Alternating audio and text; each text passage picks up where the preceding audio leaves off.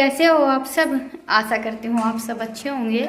अभी लगभग शाम के 5 बज गए हैं और मैं लगूंगी अभी मेरे काम पर। आज मेरी तबीयत थोड़ी सी ठीक नहीं थी, सिर में दर्द था। हवा चल रही है बहुत जोर की, ठंडी ठंडी हमारे यहाँ, बस इसी वजह से सिर में दर्द हो गया मुझे।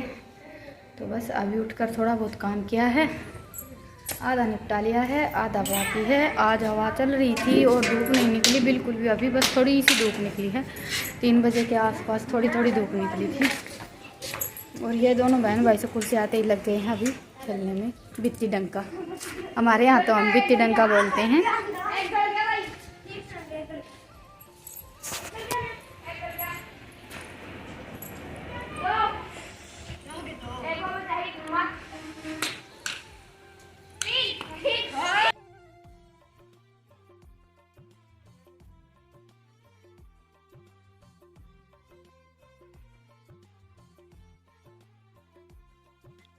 तो जी अभी सबसे पहले कर लेते हैं बर्तन साफ़, बाकी का काम फिर बाद में निपटाएंगे। और अभी बाहर थोड़ी थोड़ी धूप भी है, वैसे हवा चल रही है बहुत तेज़ की, पर थोड़ी थोड़ी धूप है। और सर्दियों में धूप में बैठना बहुत अच्छा लगता है। वैसे अंदर बैठने का तो बिल्कुल मन नहीं करता है, लेकिन फिर भी अंदर का काम निपटाना पड़ता है।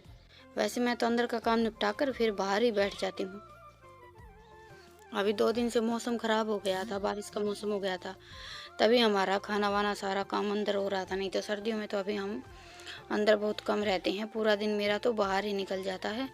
तो अभी बर्तन मैंने साफ़ कर दिए हैं, थोड़े से बर्तन थे बस चाय के, थोड़े बहुत दोपहर के रखे थे। सर्दियों में बस चाय के बर्तन ही थोड़े से ज़्यादा होते हैं, इतने खाने के बर्तन नहीं होते हैं जितने चाय के बर्तन हो जाते हैं। तो जब भी नीचे का काम निपटा कर हम आ गए हैं तीनों छत पर।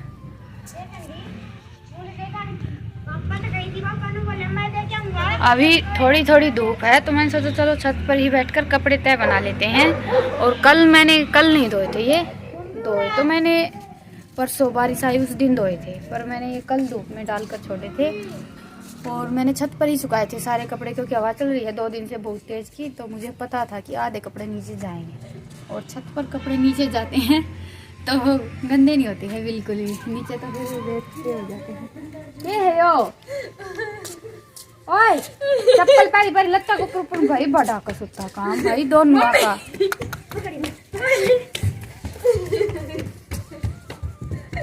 तो चलिए अभी मैं कपड़े तय बना लेती हूँ, उसके बाद फिर उनको जाकर खाने की तैयारी करें।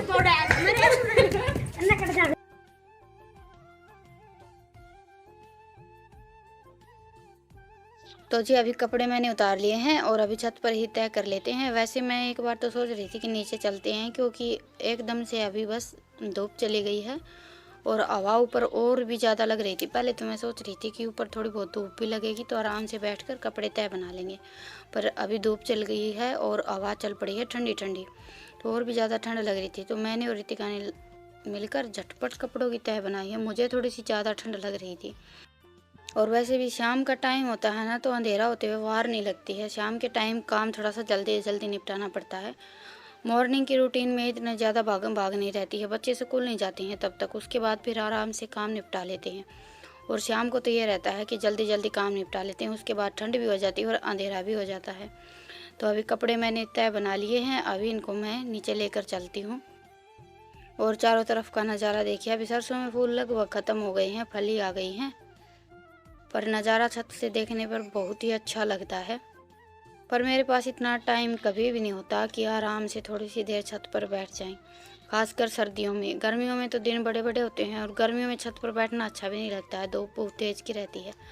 सर्दियों में वैसे छत पर बड़ी अच्छी धूप लगती है, किसी दिन निकलती है तब तो, पर सर्दियों में यही रहता है कि धूप बहुत कम निकलती है। तो अभी ये कपड़े मैं सारे साथ साथ उठा कर रख देती हूँ, और इसीलिए आज कपड़े मैंने साथ साथ ही तय बना दिए थे, क्योंकि इनको फिर मैं अंदर लाकर पलंग पर डालकर छोड़ देती हूँ तो फिर ये 1 दिन या 2 दिन ऐसे ही रह जाते हैं, और साथ साथ हम समेट देते हैं तो फिर तय बन जाती है।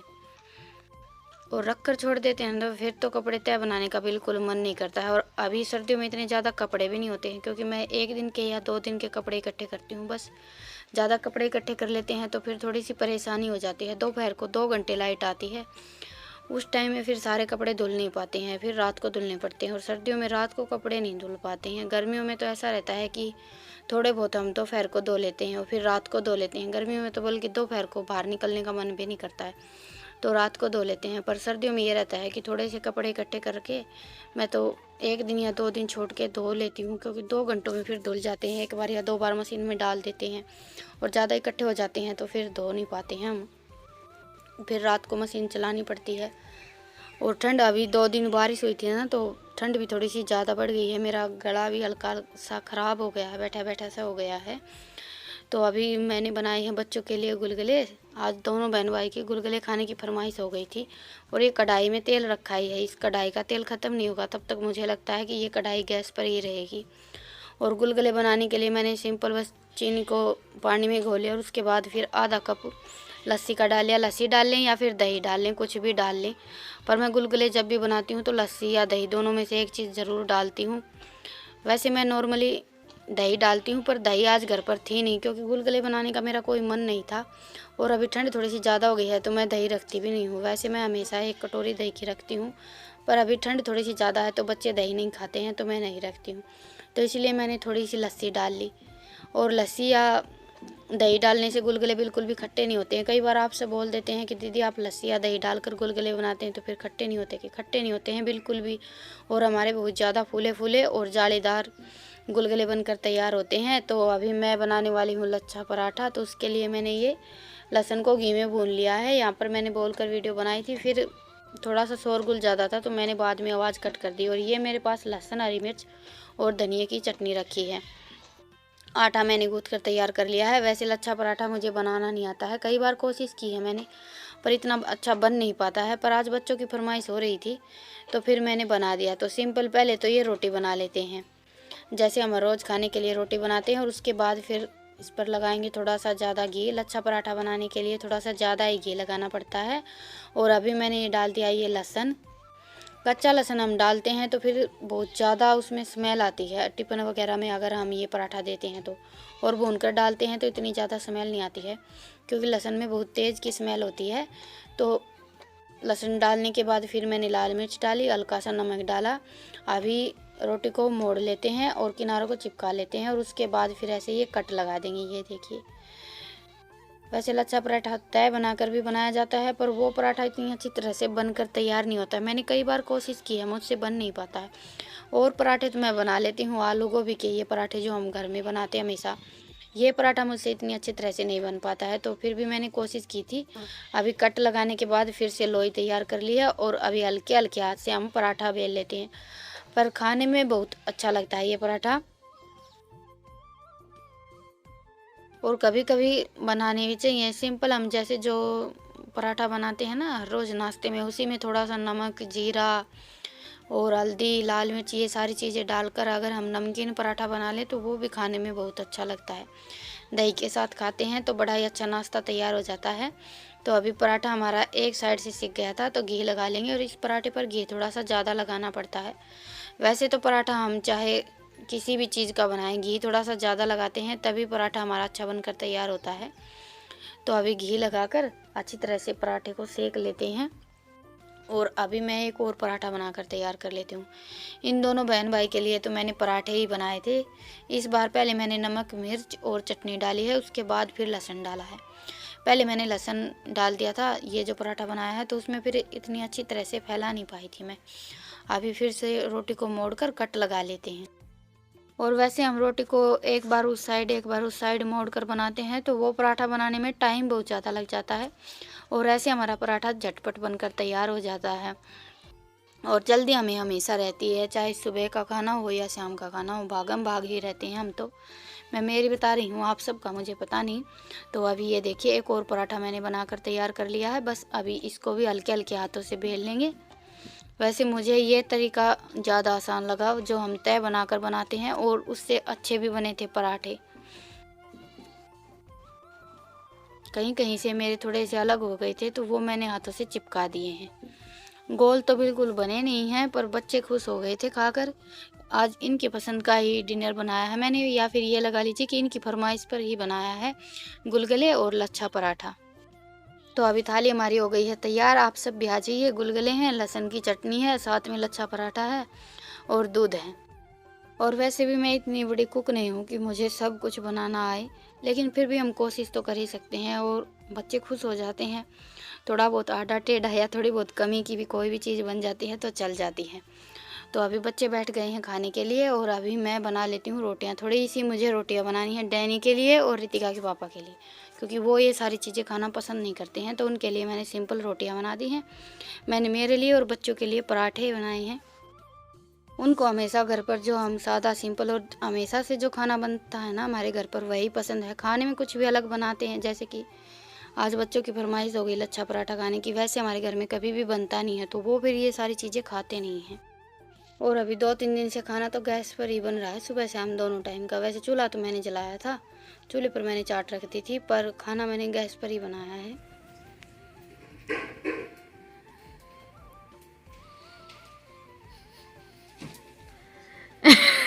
क्या कर जानते हो आज बुझा दे हैं बस नो रिया कर दूध लेकर जाना है। हो गया क्या गरम?